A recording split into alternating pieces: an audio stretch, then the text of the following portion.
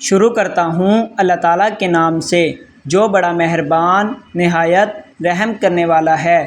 السلام علیکم ورحمۃ اللہ وبرکاتہ۔ دوستو، اگر آپ حدیث سننا پسند کرتے ہیں تو ہمارے چینل کو سبسکرائب کر لیں اور ہماری ویڈیو کو اپنے دوستوں کے ساتھ لازمی شیئر کریں۔ اللہ تعالیٰ ہمیں ان حدیث پر عمل کرنے کی توفیق عطا فرمائے۔ رسول اللہ صلی اللہ علیہ وسلم نے فرمایا، مریضوں کی عیادت کرو اور جنازے کے پیچھے چلو، یہ تم کو آخرت کی یاد دلائے گی۔